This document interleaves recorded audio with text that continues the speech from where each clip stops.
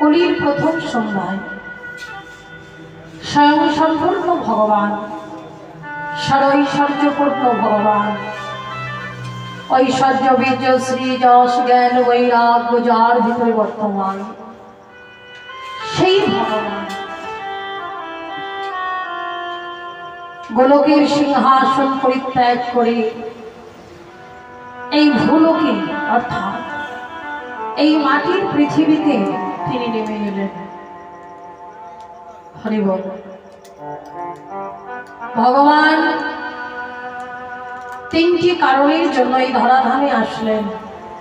কারণ তিনটি কি মা? পরিত্রাণায় ও সাধু নয়, সাধুদেরকে পরিত্রাণ দেওয়ার জন্য। দ্বিতীয় কারণ হচ্ছে বিনাশায় চ দুষ্কৃতাম, দুষ্কৃতিকারীদেরকে বিনাশ করবার জন্য। তিন নম্বর কারণ হচ্ছে ধর্ম সংস্থাপনার্থায় সম্ভবামি যোগে যোগে। ভগবান যত যত জীব সৃষ্টি করেছেন, এই মানুষ হলো সর্বশ্রেষ্ঠ জীব। আপনারা বলবেন মা সৃষ্টিকর্তা হলো ব্রহ্মা, আর তুমি বলছো ভগবান সৃষ্টি করেছে। দেখুন শ্রীমদ্ ভাগবতে বলছেন ভগবান যে আমি এক রূপে সৃষ্টি করি, এক রূপে সংহার করি, আর এক রূপে আমি জগৎ পালন করি। হরি বল। দেখুন মানুষের আমার তিনটি স্তর। কি কি? মনুষ্যত্ব, দেবত্ব আর ঈশ্বর স্বধর্ম লাভ। দেখুন আমরা সবাই মানুষ বলে পরিচয় দিই যে আমাদের দুটো হাত আছে, দুটো পা আছে বলেই আমরা মানুষ, কিন্তু না। দুটো হাত আর দুটো পা থাকলে তাকে মানুষ বলে না। মানুষ হয়ে আসবে যেদিন জাগবে তোমার জ্ঞানের চেতনা। মানুষ শুধু অহংকারের মঞ্চে বসে থাকে। মায়েরা দেখবেন কিছু কিছু মানুষ, সবার কথা বলবো না, যারা প্রকৃত বৈষ্ণব, প্রকৃত সাধু, যারা প্রকৃত মানুষ, তাদের কথা আমি বলবো না। কিছু কিছু মানুষের কথা বলবো, অহংকারের মঞ্চে অহংকারের চূড়ায় বসে থাকে। যেমন দৃষ্টান্ত না দিলে ধান্দে আসা যাবে না। আমরা বহু বহু জায়গায় কীর্তন করি, বহু বহু জেলায় কীর্তন করে বেড়াই, বহু বহু গ্রামে শহরে আমরা কীর্তন করি। কিছু কিছু জায়গায় আমরা বলতে শুনেছি, আমাদের কাছে এসে বলে মা জানো আমি ৫,০০০ লোককে সেবা করিয়েছি। হলো তুমি সেবা করানোর কে গো? বলো কৃপা করে ভগবান তোমাকে দিয়ে সেবাটা করিয়ে নিচ্ছে। এটা তোমার পরম সৌভাগ্য, এটা তোমার পরম পাওয়া। করিব তো বলছে দুটো হাত দুটো পা থাকলে তাকে মানুষ বলে না। মানুষ তুমি সেদিনই হবে জাগবে তোমার জ্ঞানের চেতনা। জ্ঞানের চেতনা যেদিন তোমার হবে সেই দিন তুমি প্রকৃত মানুষের মতো মানুষ হবে। যেমন ধরে নিন যদি কারোর জল তৃষ্ণা পায়, মানুষ কোথায় ছুটে যায়? নর্দমায় যায় জল পিপাসা মেটাতে, সমুদ্রে যায়, কোথায় যায়? তাহলে জল তো নর্দমাতেও আছে, টিউবওয়েলেও আছে, গঙ্গাতে আছে, নদীতে আছে, খালে আছে, বিলে আছে, সমুদ্রে আছে। সব জল যেমন গ্রহণযোগ্য নয়, সব মানুষও তেমনি মানুষ নয়।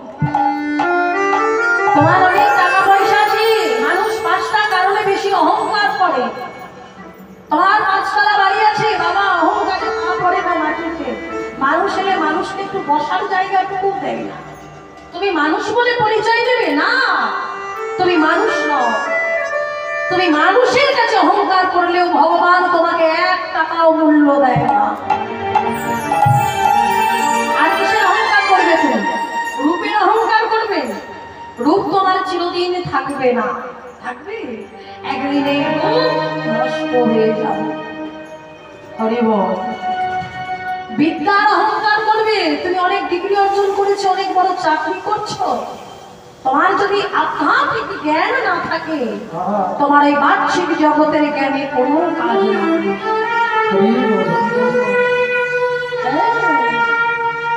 হরি বল, হরি বল।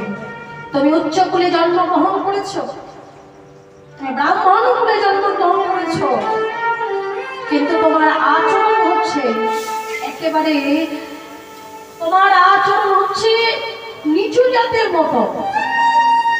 তুমি ব্রাহ্মণ কুলে জন্মগ্রহণ করেছো, তোমার ব্রাহ্মণত্ব কিচ্ছু নাই। তুমি গায়ত্রী জপ করো না, তুমি প্রভুর নাম করো না, গলায় তুমি মালা করো না, তিলক সেবা করো না, তোমার মনটা পরিষ্কার নাই,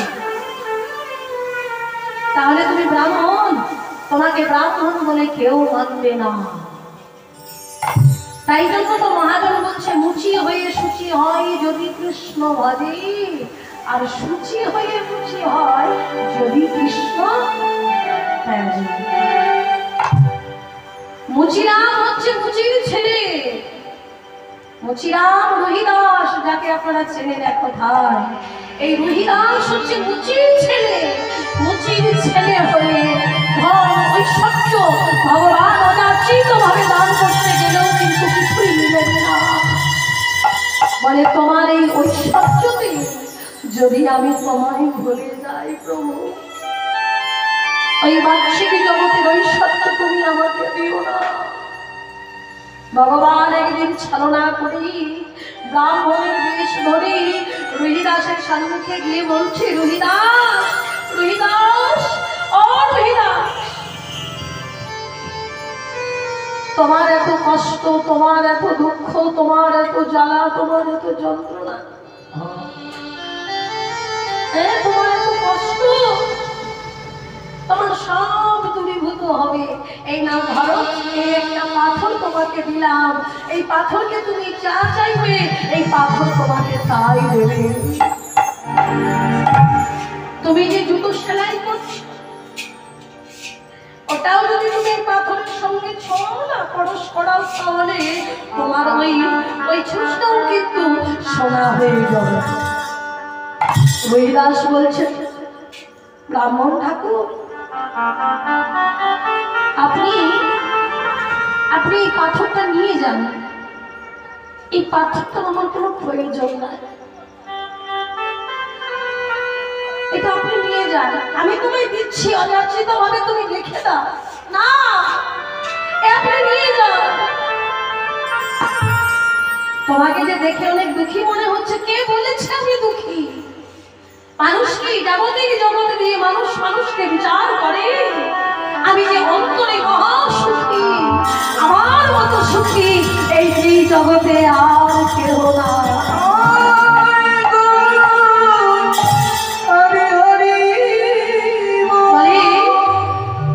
মানুষ সুখী হয় এই মনে, আর এই মনটা কিন্তু আমাদের অপরিষ্কার থাকে বাবা। এই কামিনী কাঞ্চন বিষয় আশয়ের ময়লা আমাদের এই দেহের ভিতরে জমিয়ে জমিয়ে জমিয়ে জমিয়ে জন্ম জন্মান্তরের পাপ পাপ আমাদের এই দেহর মনের ভিতরটা কয়লা করে দেয়, দেহের মনের ভিতরটা অপরিষ্কার করে দেয়। তাই কৃষ্ণ নামের সুধা রস দিয়ে, কৃষ্ণ নামের সুধামৃত দিয়ে একমাত্র এই মনের ভিতরটা পরিষ্কার করা যায়। হরি বল। তো মানুষের হচ্ছে তিনটি স্তর, কি কি? মনুষ্যত্ব, দেবত্ব আর ঈশ্বর স্বধর্ম লাভ। কি করলে হয়?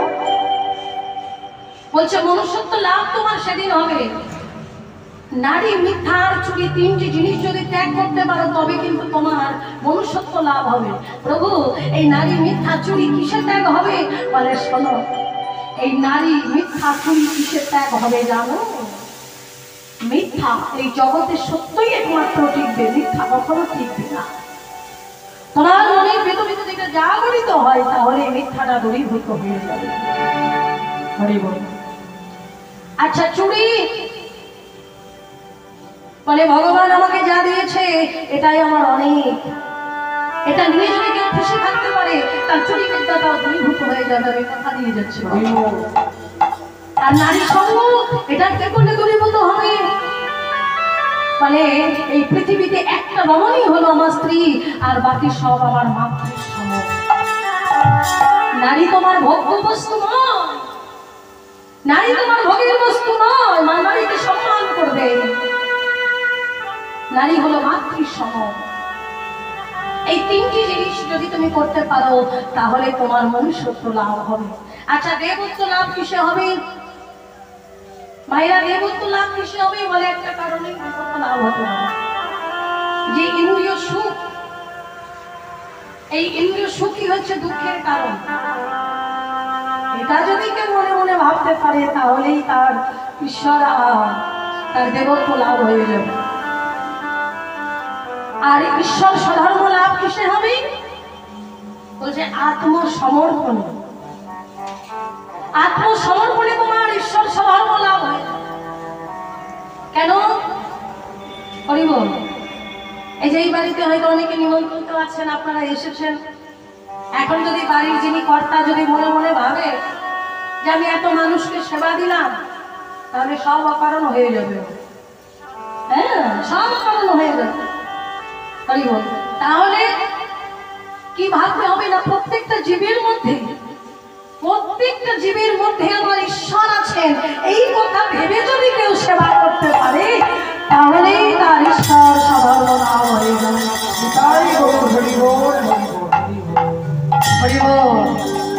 মানে প্রত্যেক জীবের মধ্যে আমার ভগবান আছে, এই ভেবে সেবা করতে হবে, তাহলে তোমার ঈশ্বর স্বধর্ম লাভ হয়ে যাবে। রাধে রাধে। তাহলে ভক্ত হওয়া কঠিন বাবা। ভক্তি আসে কোত্থেকে? না ভগবানের কৃপা ছাড়া কখনো ভক্তি আসে না। হরিবল হরিবল। ভক্ত হওয়া যায় না। আর ভক্তি আসে কোত্থেকে? না ভক্তের মাধ্যম দিয়ে। একমাত্র সত্য হচ্ছে হরিনাম, গুরুনাম সত্য। তাই প্রাণ ভরে মন ভরে প্রভুর নাম করো ভরে। হরিনাম সত্য, গুরু নাম সত্য, সম্বল করো রে পথের সার। হরি নাম সত্য, গুরু নাম সত্য, সম্বল করো রে পথের সার। হরি নাম সত্য, গুরু নাম সত্য, সম্বল করো রে পথের সার। হরি নাম সত্য, গুরু নাম সত্য, সম্বল করো রে পথের সার। ভবে এসেছ একা, চলে যাবে একা। এসেছ একা, চলে যাবে একা। ভবে এসেছ একা, চলে যাবে একা। ভবে এসেছ একা, চলে যাবে একা। সঙ্গের সাথীকে হবে না তোমার। হরি নাম সত্য, গুরু নাম সত্য, সম্বল করো রে পথের সার। হরি নাম সত্য, গুরু নাম সত্য, সম্বল করো রে পথের সার। মায়েরা কি ভাবছো? হরিনাম করে কি হবে? শেষের দিনে দেখার জন্য তো আমার ছেলে মেয়ে আছে, স্বামী আছে, স্ত্রী আছে, সবাই আছে। হরিনাম শুনে কি হবে? হরিনাম শুনে কি হবে? হরিনাম। এই যে মায়েরা, তাহলে শেষের দিনে একমাত্র হরিনাম ছাড়া কিন্তু কেউ সঙ্গে যাবে না। এটা মাথায় আমাদের সবাইকে রাখতে হবে। হরিনাম প্রিয়তমা তিনি জানে তুমি দিয়েছ অর্ধ অঙ্গের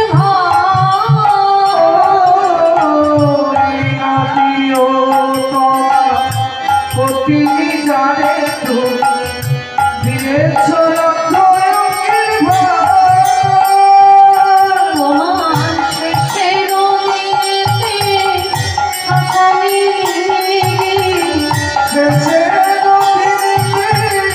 শ্মশানে তোমার শেষের দিনেতে মরণ গুনিবে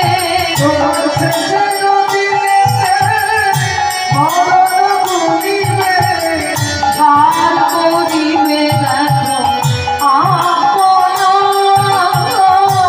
হরিনাম সত্য গুরুনাম সত্য সকল কর্ম পথে